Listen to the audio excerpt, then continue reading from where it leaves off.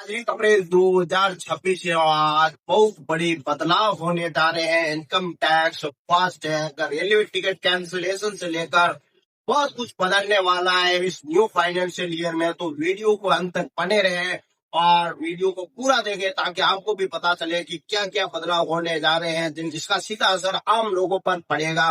तो पहले बदलाव की बात करें तो वो है इनकम टैक्स रूल्स के अंदर।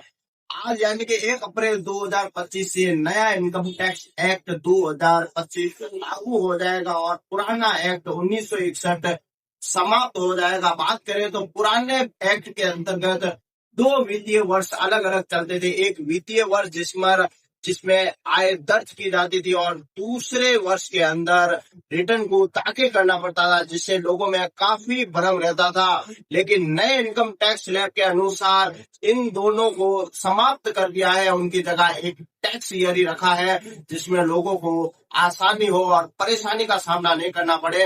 अगर बात करें तो आईटीआर डेडलाइन भी बढ़ाया गया है, 31 अगस्त तक इसको बढ़ा दिया गया है। दूसरे अगर रूल्स की बात करें तो वो है पैन कार्ड से रिलेटेड। पहले पैन कार्ड बनाना बहुत ही आसान होता था, डायरेक्ट आधार के जरिए पैन कार्ड को बनाया जा सकता था। लेकिन इस नए फाइनेंशियल ईयर में आधार को डीओबी का प्रूफ नहीं माना जा सकता। अब पैन कार्ड बनवाने के लिए आधार के साथ आपको डीओबी का प्रूफ भी देना पड़ेगा, जैसे कि जन्म प्रमाण पत्र या 10th की मार्कशीट या फिर पासपोर्ट लगेगा। अगर पैन कार्ड की अनिवार्यता की बात करें तो आरबीआई ने 10 लाख से ज्यादा अगर कैश ट्रांजैक्शन किया तो आपको पैन कार्ड अनिवार्य लगेगा। और आपने अगर कोई वाहन खरीदा 5 लाख रुपए तक का तो वहां पर भी आपको पैन कार्ड लगेगा। अगर आपने 20 लाख तक की कोई संपत्ति का लेन देन किया तो वहां पर भी आपको पैन कार्ड देना अनिवार्य हो जाएगा। तीसरे रूल्स की बात करें तो वो है यूपीआई ट्रांजैक्शन कार्ड पर लगने वाले 2 फैक्टर ऑथेंटिकेशन को आरबीआई ने अनिवार्य कर दिया है। ये फ्रॉड रोकने के लिए सरकार ने एक कदम उठाया है। अगर आप कहीं भी पहले क्या होता था, हम कोई भी यूपीआई ट्रांजैक्शन करते थे तो सिर्फ एक पिन लगाकर आपको पेमेंट सक्सेसफुल हो जाता था। अब आपको पिन लगाने के साथ साथ 2 फैक्टर ऑथेंटिकेशन या फिर आप ओटीपी भी देना पड़ेगा साथ में, और साथ में फिंगरप्रिंट या फिर कोई अन्य पिन भी लगाना अनिवार्य हो जाएगा।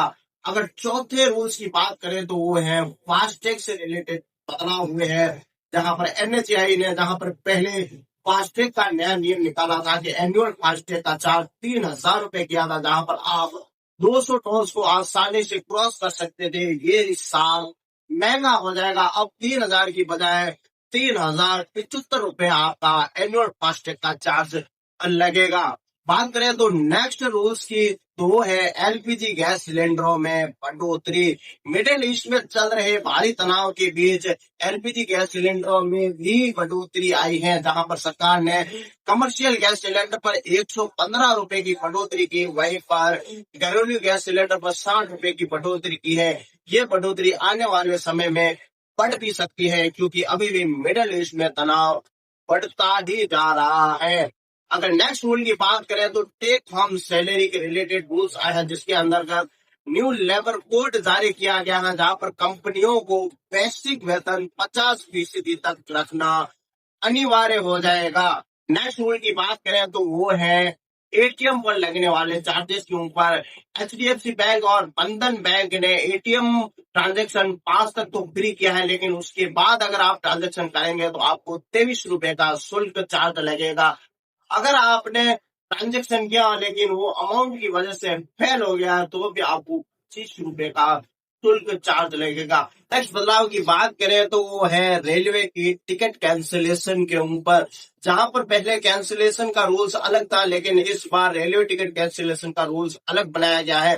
अगर आप 8 घंटे पहले टिकट कैंसिल करते हैं तो आपको कोई भी रिफंड नहीं दिया जाएगा। अगर आप 24 घंटे पहले अगर आप रिफंड मांगते हो टिकट कैंसिलेशन का तो आपको टिकट का 50% रिफंड दे दिया जाएगा। अगर आप यही टिकट कैंसिलेशन थोड़ा और पहले करते हैं, 72 घंटों या 24 घंटे से पहले, तो आपको टिकट कैंसिलेशन का 25% ही काटा जाएगा और 75% आपको वापस कर दिया जाएगा। लेकिन अगर आप इससे पहले 72 घंटों से ज्यादा समय पहले अगर रेलवे टिकट कैंसिल करते हैं तो आपको रिफंड का अमाउंट इससे ज्यादा बढ़ भी सकता है। तो ये थे बड़े बदलाव जिनका असर आम लोगों पर जरूर पड़ेगा, तो इनका जानना बहुत जरूरी है। अगर आपको वीडियो अच्छा लगा हो तो लाइक शेयर फॉलो और चैनल को सब्सक्राइब जरूर कीजिएगा। धन्यवाद।